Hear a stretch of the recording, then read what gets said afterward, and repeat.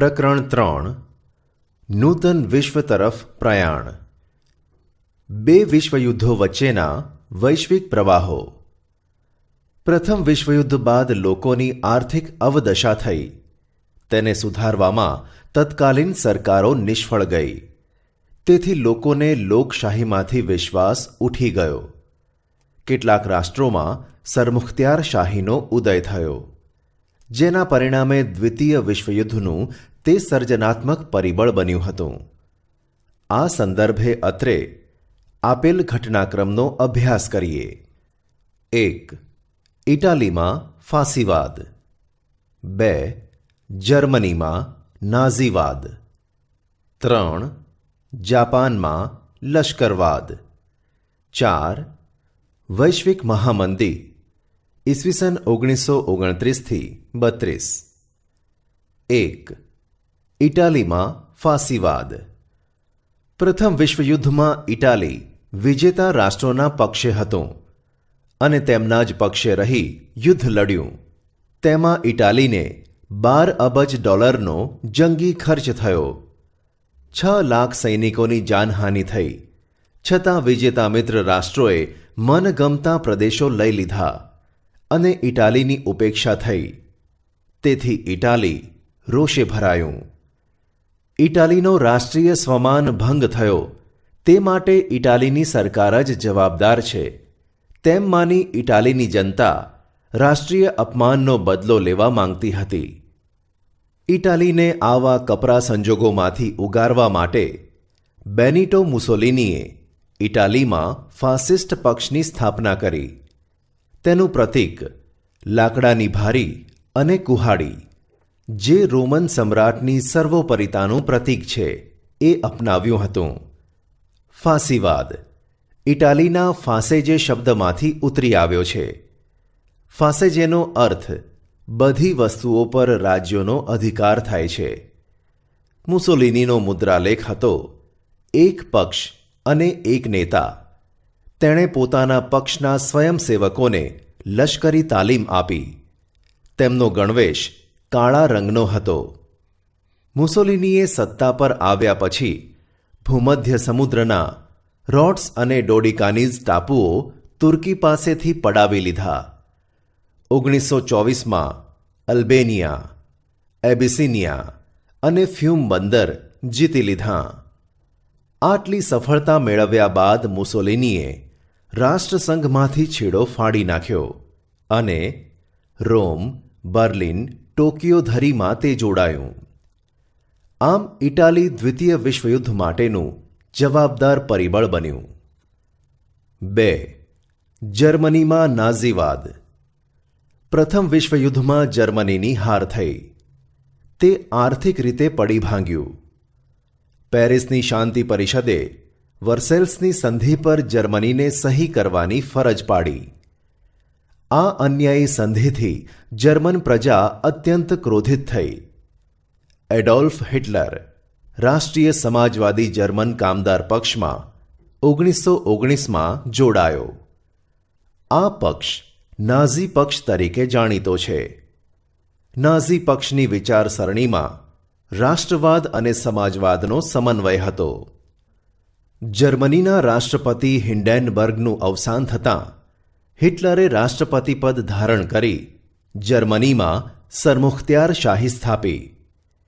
હિટલરે ઉગ્ર અને આક્રમક નીતિ અપનાવી જર્મન પ્રજાને સંકુચિત રાષ્ટ્રવાદ તરફ દોરી. જર્મન પ્રજા હિટલરને ફ્યુહરર એટલે કે તારણહાર માનતી હતી. નાઝીવાદના સૈનિકો ભૂરા રંગનો લશ્કરી પોશાક પહેરતા અને ખભા પર લાલ રંગની પટ્ટી ચોંટાડતા અને સ્વસ્તિક જેવું પ્રતીક લગાવતા હતા.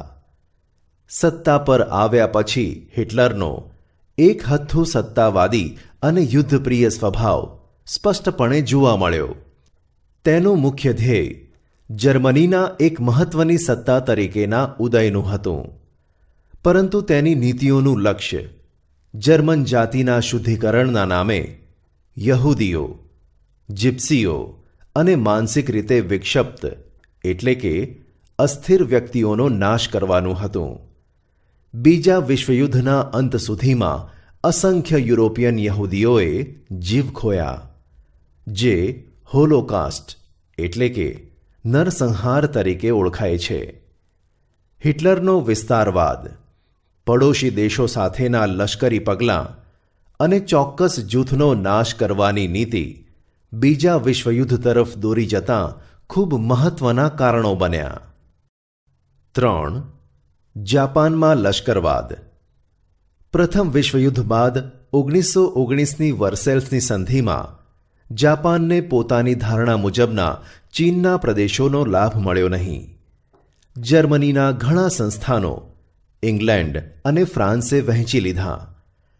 આનાથી જાપાનને ઘણો અસંતોષ થયો. 1921-22ની વોશિંગ્ટન પરિષદમાં ઇંગ્લેન્ડ અને અમેરિકાના નૌકાદળના ફક્ત 35% નૌકાદળ રાખવાની દરખાસ્ત જાપાનને સ્વીકારવી પડી. તેને સખાલીન અને સાઇબિરિયાના ટાપુ ખાલી કરવા પડ્યા. તેથી જાપાનનો યુવા વર્ગ નારાજ થયો. આ સમય દરમિયાન જાપાનમાં ચૂંટણી થઈ. તેમાં લશ્કરી ઢબના શાસનની તરફેણ કરનારા પક્ષોને ચૂંટણીમાં બહુમતી મળી.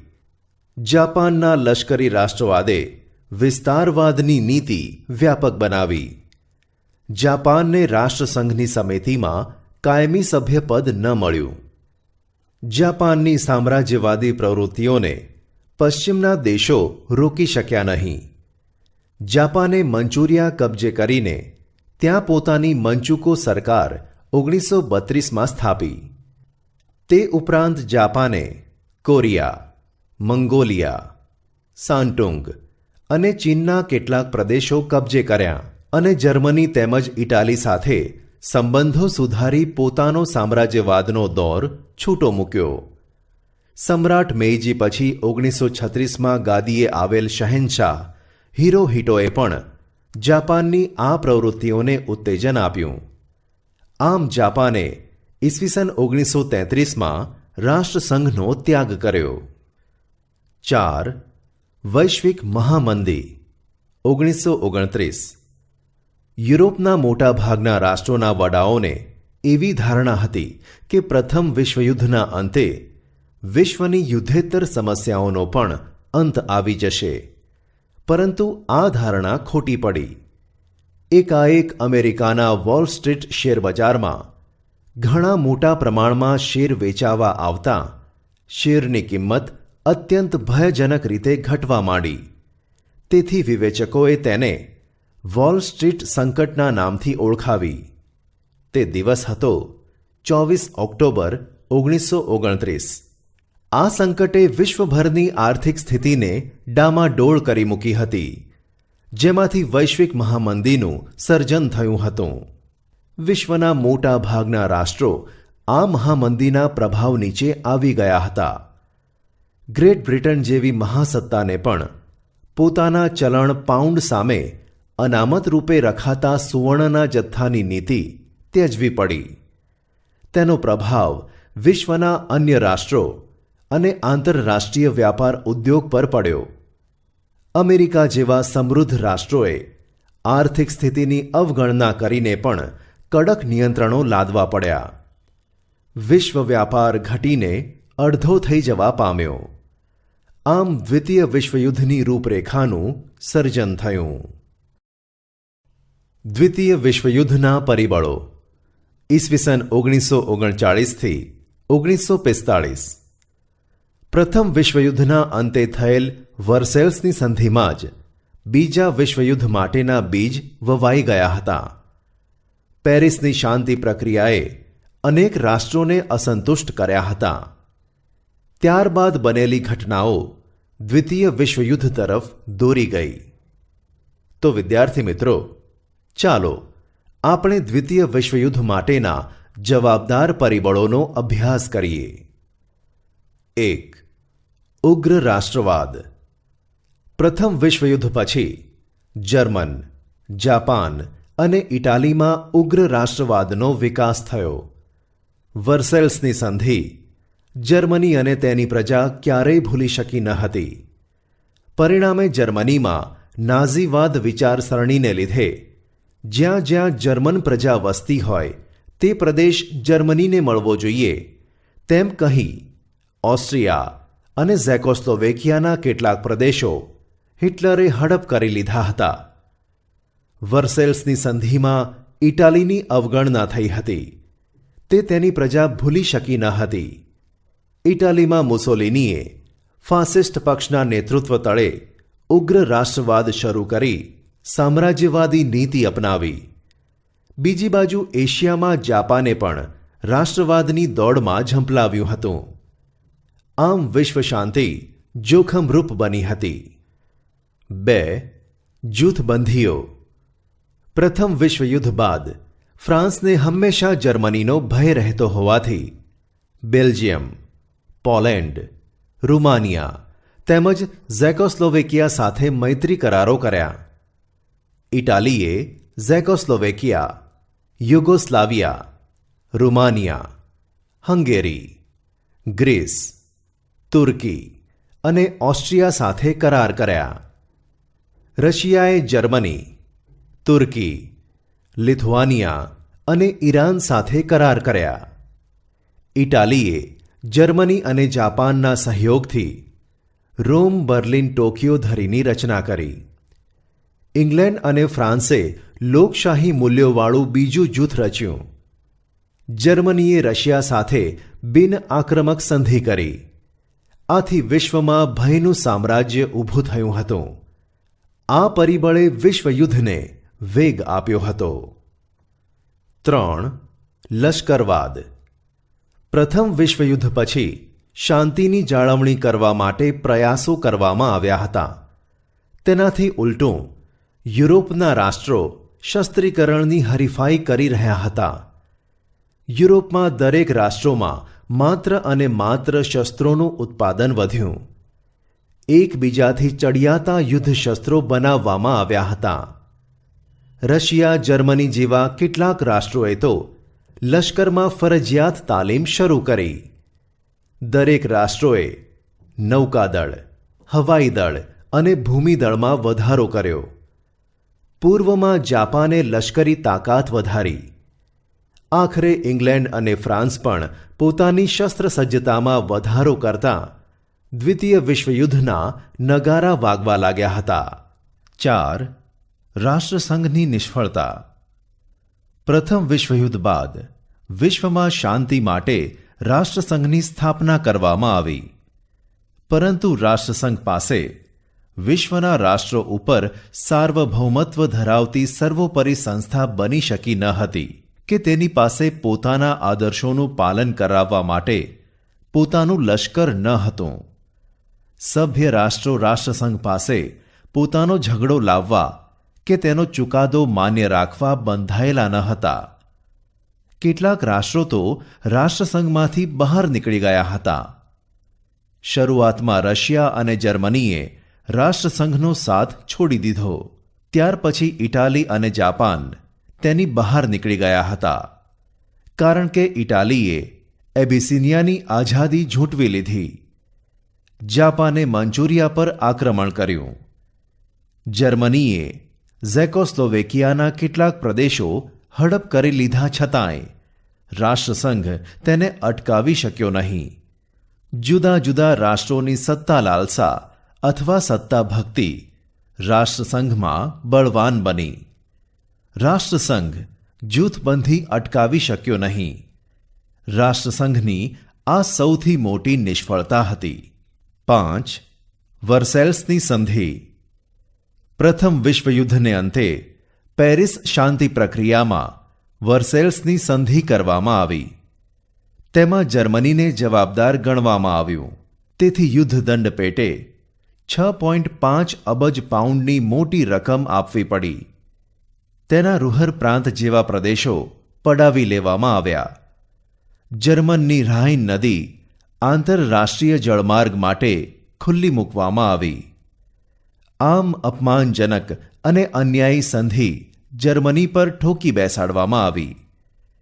જર્મનીના સરમુખત્યાર એડોલ્ફ હિટલરે વર્સેલ્સની સંધિને કાગળનું ચીથરું કહીને ફગાવી દેવાની હાકલ કરી. તેથી જર્મનીની પ્રજાને યુદ્ધનું પ્રોત્સાહન મળ્યું. બીજી બાજુ જાપાનને પણ આ સંધિથી અસંતોષ હતો. આમ વર્સેલ્સની સંધિથી કોઈને કોઈ પ્રકારે કેટલાક રાષ્ટ્રોને અન્યાય થયો, માટે વર્સેલ્સની સંધિમાં જ બીજા વિશ્વયુદ્ધના બીજ રોપાયા હતા. 6. એડોલ્ફ હિટલરની સામ્રાજ્યવાદી મહત્વાકાંક્ષા. હિટલર બીજા વિશ્વયુદ્ધમાં પાયામાં હતો. તે ઉગ્ર રાષ્ટ્રવાદી અને સૈનિકવાદી માનસ ધરાવતો હતો, માટે તે કોઈ પણ હિસાબે જર્મનીની એકતા, સ્થિરતા અને સમૃદ્ધિ ચાહતો હતો. હિટલરના સામ્રાજ્યવાદનો સૌ પહેલો શિકાર ઓસ્ટ્રિયા બન્યું. હિટલરે જર્મન સેના સાથે ઓસ્ટ્રિયામાં પ્રવેશ કર્યો હતો. તે દિવસ હતો 12 માર્ચ 1938. મ્યુનિચ સંમેલન પછી બીજા જ દિવસે ઝેકોસ્લોવેકિયા પર કબજો કર્યો હતો. તે દિવસ હતો 1 ઓક્ટોબર 1938. ત્યારબાદ માર્ચ 1939 લુથિયાનાના મેમેલ બંદર પર કબજો લીધો હતો. આમ વિશાળ જર્મન રાષ્ટ્રનું તેણે સર્જન કર્યું. હિટલરની સામ્રાજ્યવાદી નીતિ દ્વિતીય વિશ્વયુદ્ધ માટે મુખ્ય જવાબદાર હતી. 7. જર્મનીનું પોલેન્ડ પર આક્રમણ. તાત્કાલિક પરિબળ. આગળના તમામ પરિબળોએ સમગ્ર વિશ્વને દારૂગોળાના મોટા ઢગ પર લાવીને બેસાડી દીધું હતું. એક નાનકડી ચિનગારી વિશ્વમાં ભયાનક વિસ્ફોટ કરી શકે તેમ હતી, અને આ ચિનગારી ચાંપવાનું કામ જર્મનીએ શાંત પોલેન્ડ પર આક્રમણ કર્યું. દિવસ હતો 1 સપ્ટેમ્બર 1939ની વહેલી પરોઢે. તેથી દ્વિતીય વિશ્વયુદ્ધનો પ્રારંભ થયો હતો. બ્રિટન અને ફ્રાન્સે જર્મનીને આ યુદ્ધ તાત્કાલિક બંધ કરી દેવા ચેતવણી આપી, પણ જર્મનીએ તેની ઉપેક્ષા કરી. તેથી બ્રિટન અને ફ્રાન્સે આ યુદ્ધમાં ઝંપલાવ્યું. પરિણામે સમગ્ર વિશ્વમાં દ્વિતીય મહાયુદ્ધની જ્વાળાઓ ફેલાઈ. દ્વિતીય વિશ્વયુદ્ધની રૂપરેખા. દ્વિતીય વિશ્વયુદ્ધ શરૂ થતાં ફરીથી વિશ્વ બે જૂથોમાં વહેંચાઈ ગયું. એક તરફ ઇંગ્લેન્ડ અને ફ્રાન્સની આગેવાનીવાળું મિત્ર રાષ્ટ્રોનું જૂથ હતું. બીજી બાજુ જર્મની, ઇટાલી અને જાપાન જેવા ધરી રાષ્ટ્રોનું જૂથ હતું. આ ઉપરાંત યુદ્ધખોર માનસ ધરાવતા બીજા કેટલાક પરિબળો તેમાં પ્રવેશ્યા હતા. જાપાને હવાઈ ટાપુમાં પર્લ હાર્બર ખાતે આવેલા અમેરિકન નૌકાદળ પર આક્રમણ કર્યું. પરિણામે તટસ્થ નીતિ છોડી અમેરિકાએ વળતો હુમલો કર્યો. તે મિત્ર રાષ્ટ્રોના પક્ષે જોડાયું. તેથી મિત્ર રાષ્ટ્રોની તાકાતમાં વધારો થયો. જ્યારે વિશ્વયુદ્ધ ઘમસાણ ચાલતું હતું, તેમાં જાપાનની તાકાતને રોકવા અમેરિકાએ જાપાનના હિરોશિમા અને નાગાસાકી એમ બે નગરો પર અણુ બોમ્બ ફેંકતા જાપાનના 1,24,000થી વધુ નાગરિકોનો ભોગ લેવાયો અને મહાવિનાશ સર્જાયો. પરિણામે જાપાને શરણાગતિ સ્વીકારી. તારીખ હતી 11 ઓગસ્ટ 1945 અને દ્વિતીય મહાવિશ્વયુદ્ધનો અંત આવ્યો હતો. દ્વિતીય વિશ્વયુદ્ધના પરિણામો. તાત્કાલિક પરિણામો. 1. આર્થિક પરિણામો. મહાવિશ્વયુદ્ધથી વિશ્વમાં ભયંકર વિનાશ સર્જાયો હતો. દ્વિતીય વિશ્વયુદ્ધમાં ભાગ લેનાર તમામ રાષ્ટ્રોને પુષ્કળ ખર્ચ થયો હતો. અમેરિકાએ $350 અબજ અને બીજા રાષ્ટ્રોએ $1 અબજ કરતાં વધારે ખર્ચ કર્યો. એટલી જ કિંમતી સંપત્તિનો નાશ થયો હતો. ઇંગ્લેન્ડે 2,000 કરોડની મિલકત ગુમાવી અને જર્મનીની તો કલ્પના જ કરવી રહી. દ્વિતીય વિશ્વયુદ્ધ માટે વિશ્વના રાષ્ટ્રોએ યુદ્ધમાં ઉપયોગી શસ્ત્ર સરંજામના ઉત્પાદનને વધારે મહત્વ આપ્યું હતું. તેથી જીવન જરૂરિયાતની ચીજવસ્તુઓની અછત ઊભી થઈ. ઉત્પાદન ઘટ્યું. ફુગાવો વધ્યો. લોકોને રોજીરોટીની મુશ્કેલી પડવા લાગી. બજારોમાં જરૂરી માલની તંગી પડવા લાગી. લોકોનું આર્થિક જીવન અસ્તવ્યસ્ત થયું હતું. પરિણામે વિશ્વના રાષ્ટ્રો મહામંદીમાં ધકેલાયા અને વિશ્વના રાજકારણમાં અને અર્થકારણમાં યુગ પ્રવર્તક ફેરફારો થયા હતા. 2. ચીનમાં સામ્યવાદની સ્થાપના. 1917માં રશિયામાં થયેલ બોલ્શેવિક ક્રાંતિએ સામ્યવાદી ધોરણે ભાવિ વિકાસ પથ ઝડપથી કંડારી. જે પ્રગતિ હાંસલ કરી તેનાથી વિશ્વભરમાં ઘણા રાષ્ટ્રો પ્રભાવિત થયા હતા. ચીન પણ પ્રભાવિત થયેલ. દ્વિતીય વિશ્વયુદ્ધ પછી જાપાનની શક્તિ ક્ષીણ થઈ હતી. આ સંજોગોમાં ચીન પરનો તેનો પ્રભાવ ઓસરી ગયો. તેનો લાભ લઈ ત્યાં માઓ ત્સે તુંગના નેતૃત્વ તળે ચીનમાં થયેલ ક્રાંતિને અંતે સામ્યવાદી શાસનની સ્થાપના થઈ. સન 1949. 3. ઠંડુ યુદ્ધ. ઠંડુ યુદ્ધ એટલે કે કોલ્ડ વોરનો જન્મ. દૂરગામી પરિણામો. દ્વિતીય વિશ્વયુદ્ધ બાદ વિશ્વ અમેરિકા અને રશિયા એમ બે મહાસત્તાઓમાં વહેંચાઈ ગયું હતું. યુદ્ધ દરમિયાન બંને રાષ્ટ્રો મિત્રો હતા. યુદ્ધ પછી બંને વચ્ચે મતભેદો વધતા ગયા. આમ લોકશાહી દેશ અમેરિકા અને સામ્યવાદી દેશ રશિયા પરસ્પર વિરોધી જૂથો ઊભા થયા હતા. આ બંને જૂથોમાં વિશ્વના અન્ય નાના રાષ્ટ્રો પોતાની અનુકૂળતા મુજબ જોડાયા. બંને જૂથોએ એકબીજાના મતનું ખંડન અને પોતાના મતના સમર્થન માટે જે વાકયુદ્ધો અને વિચાર યુદ્ધો આદર્યા તેણે શસ્ત્ર વગરના ઠંડા યુદ્ધની સ્થિતિનું સર્જન કર્યું. તેથી ઘણીવાર ત્રીજું વિશ્વયુદ્ધ થવાની સ્થિતિ સર્જાતા રહી ગઈ હતી. સંયુક્ત રાષ્ટ્રો. પ્રથમ વિશ્વયુદ્ધને અંતે વિશ્વમાં આંતરરાષ્ટ્રીય શાંતિ સ્થાપવાના હેતુથી રાષ્ટ્રસંઘની સ્થાપના કરવામાં આવી હતી. પરંતુ દ્વિતીય વિશ્વયુદ્ધ થયું અર્થાત રાષ્ટ્રસંઘ નિષ્ફળ ગયો. દ્વિતીય વિશ્વયુદ્ધ પૂરું થતાં વિશ્વમાં ફરી એકવાર શાંતિ, સલામતી અને સહ અસ્તિત્વના હેતુથી સંયુક્ત સંઘ એટલે કે સંયુક્ત રાષ્ટ્રો યુએન યુનાઇટેડ નેશન્સની સ્થાપના કરવામાં આવી. તારીખ હતી 24 ઓક્ટોબર 1945. તેનું કાર્યાલય ન્યૂયોર્કમાં રાખવામાં આવ્યું હતું. સંયુક્ત રાષ્ટ્રોની સ્થાપના માટે બીજા વિશ્વયુદ્ધમાં અમેરિકા જોડાયું ત્યારથી જ તેના આ દિશામાં પ્રયત્નો ચાલુ હતા. માનવ સ્વાતંત્ર્ય, શાંતિ અને સલામતી હેતુસર અમેરિકાના પ્રમુખ રૂઝવેલ્ટે અમેરિકન કોંગ્રેસ એટલે કે સંસદને સંદેશો આપતા મહત્વની 4 સ્વતંત્રતાઓની ઘોષણા કરી. 1. વિચાર અને વાણી સ્વાતંત્ર્ય. 2. ધાર્મિક સ્વાતંત્ર્ય. 3. આર્થિક સ્વાતંત્ર્ય. અને 4. ભયમાંથી મુક્તિના અધિકારોનો સમાવેશ કરવામાં આવ્યો. આ પછી પ્રમુખ રૂઝવેલ્ટ અને બ્રિટનના વડાપ્રધાન ચર્ચિલે એટલાન્ટિક મહાસાગરના એક જહાજ પર 8 મુદ્દાઓનું ખતપત્ર તૈયાર કર્યું, જે પાછળથી એટલાન્ટિક ખતપત્ર તરીકે ઓળખાયું.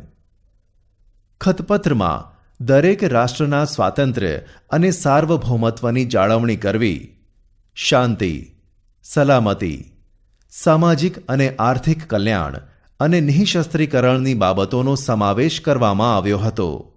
ત્યારબાદ બ્રિટન, અમેરિકા, રશિયા અને ચીનના વિદેશ પ્રધાનો વિશ્વ શાંતિ માટે મોસ્કો ખાતે ભેગા મળ્યા. સમય હતો 1943 ઓક્ટોબર, જે મોસ્કો જાહેરાત તરીકે જાણીતી થઈ હતી. 1943 નવેમ્બરમાં તહેરાનમાં 3 માંધાતાઓની પરિષદ મળી. વોશિંગ્ટન ખાતે 50 રાષ્ટ્રોના પ્રતિનિધિઓએ સંયુક્ત રાષ્ટ્રોનું ખતપત્ર તૈયાર કર્યું. 1944 સપ્ટેમ્બર. 24 ઓક્ટોબર 1945ના રોજ 51 સભ્ય રાષ્ટ્રો દ્વારા સંયુક્ત રાષ્ટ્રોની સ્થાપનાની જાહેરાત થઈ. તેમાં ભારતનો પણ સમાવેશ થાય છે. ત્યારથી શરૂ કરીને આજ પર્યંત 24 ઓક્ટોબરનો દિવસ યુએન દિવસ, યુનાઇટેડ નેશન્સ ડે તરીકે વિશ્વભરમાં ઉજવવામાં આવે છે. હાલ સંયુક્ત રાષ્ટ્રોમાં 193 રાષ્ટ્રો સભ્ય તરીકે છે. સંયુક્ત રાષ્ટ્રોના અંગો. સંયુક્ત રાષ્ટ્રોએ તેના ઉદ્દેશો સિદ્ધ કરવા જે તંત્ર ગોઠવ્યું છે તેના મુખ્ય 6 અંગો છે, જે આ મુજબ છે: 1. સામાન્ય સભા. 2. સલામતી સમિતિ. 3. આર્થિક અને સામાજિક સમિતિ. 4. વાલી સમિતિ. 5. આંતરરાષ્ટ્રીય અદાલત. 6. સચિવાલય. આ અંગો પૈકી આંતરરાષ્ટ્રીય અદાલત નેધરલેન્ડના હેગ શહેરમાં આવેલી છે. તે સિવાયની અન્ય સમિતિઓની મુખ્ય કચેરીઓ અમેરિકાના ન્યૂયોર્ક શહેરમાં છે. સંયુક્ત રાષ્ટ્રોના અંગોના કાર્યો. 1. સામાન્ય સભા. સંયુક્ત રાષ્ટ્રોનું સૌથી મોટું અંગ છે સામાન્ય સભા. તે બધા સભ્ય રાષ્ટ્રોના પ્રતિનિધિઓની બનેલી છે.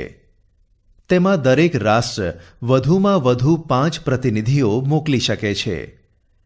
પરંતુ મતદાન વખતે દરેક રાષ્ટ્રનો એક જ મત ગણવામાં આવે છે. તે 1. આંતરરાષ્ટ્રીય સંબંધોને લગતી કોઈપણ બાબત પર ચર્ચા, સલાહ સૂચનો કે ભલામણો કરી શકે છે.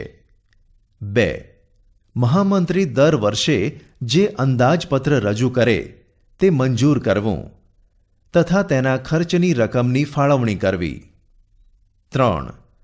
રાષ્ટ્રોના આર્થિક વિકાસ, માનવ અધિકાર, નિઃશસ્ત્રીકરણ કે સાંપ્રત આંતરરાષ્ટ્રીય પ્રશ્નોનું નિરાકરણ લાવવા પ્રયાસ કરે છે. 4. સામાન્ય બાબતોમાં નિર્ણય 2/3 સભ્યોની બહુમતીથી લેવાય છે. 2. સલામતી સમિતિ. સંયુક્ત રાષ્ટ્રોનું સૌથી મહત્વનું અંગ છે. તેમાં અમેરિકા, બ્રિટન, ફ્રાન્સ, રશિયા અને ચીન આ 5 કાયમી સભ્યો છે.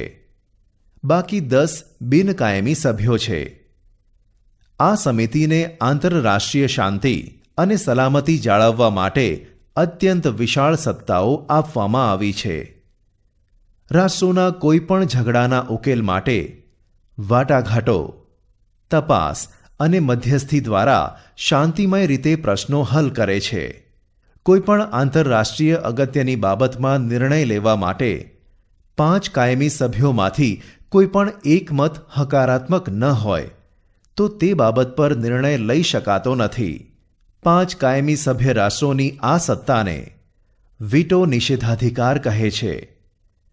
રશિયાએ વીટોનો સૌથી વધુ વખત ઉપયોગ કર્યો છે. 3. આર્થિક અને સામાજિક સમિતિ. આ સમિતિને ઇકોસોક પણ કહે છે. તેમાં 54 સભ્યો છે. સામાન્ય સભા તેના નિવૃત્ત થતાં 2/3 સભ્યોને 3 વર્ષ માટે ચૂંટે છે. આ સમિતિ ધર્મ, જાતિ, પ્રદેશ કે ભેદભાવ વગર વિશ્વના રાષ્ટ્રની પ્રજાઓનું જીવન ધોરણ ઊંચું લાવવાનો પ્રયત્ન કરે છે. આ સમિતિ અને તેની પેટા સમિતિઓ વિશ્વભરમાં કાર્ય કરે છે. WHO વિશ્વ આરોગ્ય સંસ્થા વિશ્વના માનવીઓનું સ્વાસ્થ્ય સુધારણાનું કાર્ય કરે છે. IMF આંતરરાષ્ટ્રીય બેંક તથા નાણાં ભંડોળ નાણાકીય સ્થિરતા સ્થાપવાનું કાર્ય કરે છે. FAO આંતરરાષ્ટ્રીય ખાદ્ય અને કૃષિ સંસ્થા તે ખેત પેદાશ, જંગલો અને માછલીઓનું ઉત્પાદન વધારવા, પોષણનું ધોરણ ઊંચું લાવવા સહાય કરે છે. ILO આંતરરાષ્ટ્રીય મજદૂર સંસ્થા વિશ્વના મજદૂરના હકો અને ન્યાય આપવાનું કાર્ય કરે છે. UNICEF યુનિસેફ બાળકો માટેનું આકસ્મિક મદદ ભંડોળ વિશ્વના બાળકોનું સ્વાસ્થ્ય સુધારવા, પૌષ્ટિક ખોરાક, શિક્ષણ અને બાળ કલ્યાણની પ્રવૃત્તિઓ કરે છે. UNESCO યુનેસ્કો શૈક્ષણિક, વૈજ્ઞાનિક અને સાંસ્કૃતિક સંસ્થા. આ સંસ્થા નિરક્ષરતા નિવારણ, શિક્ષણ દ્વારા માનવીનું જીવન ધોરણ ઊંચું લાવવું, ન્યાય આપવો. શિક્ષણ વિજ્ઞાન અને સાંસ્કૃતિક સાધનો દ્વારા રાષ્ટ્રો વચ્ચે સહકાર વધારવાનું કાર્ય કરે છે. આ ઉપરાંત તેની પેટા સંસ્થાઓ અને પ્રાદેશિક સમિતિઓ પણ છે, જે વિવિધ કાર્યો કરે છે. 4. વાલી સમિતિ. આ સમિતિમાં 5 કાયમી સભ્ય રાષ્ટ્રો હોય છે. તેમને સામાન્ય સભા પસંદ કરે તે દેશોના પ્રતિનિધિઓ હોય છે. અગાઉ વાલીપણા એટલે કે મેન્ડેટ હેઠળ જે પ્રદેશો હતા તેમજ જે પ્રદેશોને સ્વતંત્રતા મળી ન હતી તેવા અને દ્વિતીય વિશ્વયુદ્ધમાં પરાજિત થયેલ પ્રદેશોની દેખરેખ માટે તેમજ તેમના સામાજિક, આર્થિક, રાજકીય જેવી તમામ બાબતોનો વિકાસ થાય તે જોવાની ફરજ વાલી સમિતિની છે. 5. આંતરરાષ્ટ્રીય અદાલત. તેનું મુખ્ય મથક નેધરલેન્ડના હેગ શહેરમાં છે. તેમાં 15 ન્યાયમૂર્તિઓ છે. 9 વર્ષ માટે તેઓ નિયુક્ત થાય છે. કોઈપણ 2 રાષ્ટ્રો વચ્ચેના વિખવાદોનો નિકાલ કરે છે. રાષ્ટ્રો વચ્ચેનો ઝઘડો અદાલત સમક્ષ રજૂ કરવામાં આવે તો તેને ચુકાદો આપે છે અને કાયદા વિષયક સલાહ આપવાનું કાર્ય કરે છે. 6. સચિવાલય. સંયુક્ત રાષ્ટ્રોના મહામંત્રીની કચેરીને સચિવાલય કહે છે. સામાન્ય સભા તેના મહામંત્રીની નિમણૂક 5 વર્ષ માટે કરે છે. મહામંત્રીને કાર્યોમાં મદદ કરવા માટે મંત્રીઓ, વ્યવસ્થાપકો, મદદનીશો, ભાષાંતરકારો અને નિષ્ણાતોનો સમાવેશ કરવામાં આવે છે. સંયુક્ત રાષ્ટ્રોનું સચિવાલય ન્યૂયોર્કમાં છે. વિશ્વમાં શાંતિ સ્થપાય, વિશ્વ એકતા અને વિશ્વ બંધુત્વનું સ્વપ્ન સાકાર બને તે માટે સંયુક્ત રાષ્ટ્રો પ્રયત્નશીલ છે.